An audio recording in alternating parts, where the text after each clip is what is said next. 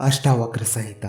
राजा जनक अष्टावक्र से सवाल करते हुए यह पूछते हैं कि कैसे होगी मुक्ति, कैसे होगा वैराग्य, मुझे समझा कर कहिए। तब इस प्रश्न में अष्टावक्र ने जनक की तरफ बड़ी गौर से देखा, क्योंकि गुरु के लिए वही पहला काम है कि जब कोई जिज्ञासा करे तो वह उसे गौर से देखे। जिज्ञासा किस स्रोत से आती है, पूछने वाले ने क्या पूछा है, इसको वह पहले जाने। उत्तर तो तभी सार्थक हो सकता है जब प्रश्न क्यों किया गया हो वह समझ में आ जाए। तो आज हम इस जिज्ञासा के बारे में जानेंगे जो प्रश्न करने के उपरांत हर व्यक्ति के मन में उभर कर सामने आता है, जिससे कि यह समझ में आता है कि जिज्ञासा कहाँ से उठी है। तो अष्टावक्र ने बड़े गौर से जनक की तरफ देखा और यह समझने का प्रयास किया कि यह जिज्ञासा कहाँ से उठी है। तो इस बात को जरा गहराई से समझना। दुनिया में 4 तरह के लोग होते हैं, ज्ञानी, अज्ञानी, मूढ़ व मुमुक्षु।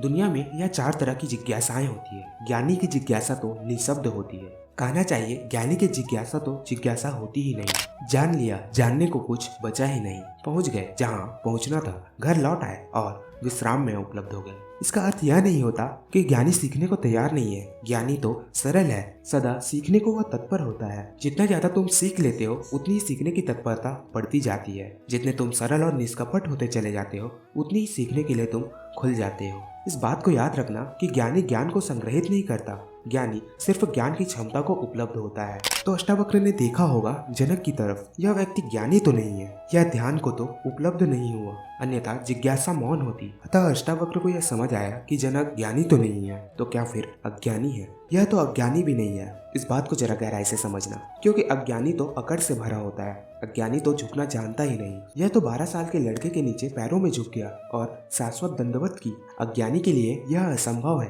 अज्ञानी तो समझता है कि मैं जानता ही हूँ, मुझे कौन समझाएगा।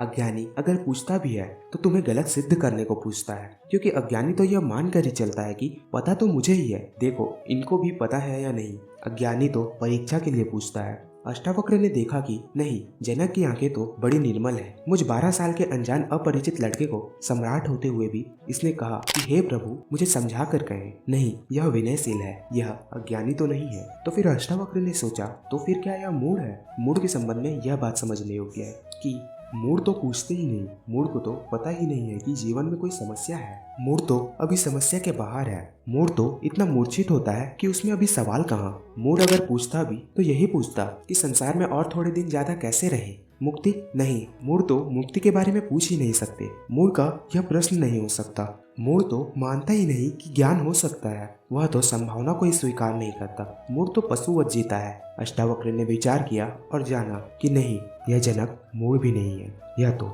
मुमुक्षु है। मुमुक्षु शब्द समझना जरूरी है। मुमुक्षु का अर्थ होता है मोक्ष की आकांक्षा। मुमुक्षु अभी मोक्ष के पास पहुंचा नहीं, ज्ञानी नहीं है, मूढ़ नहीं है, मोक्ष के संबंध में कोई धारणाएं पकड़ कर नहीं बैठा।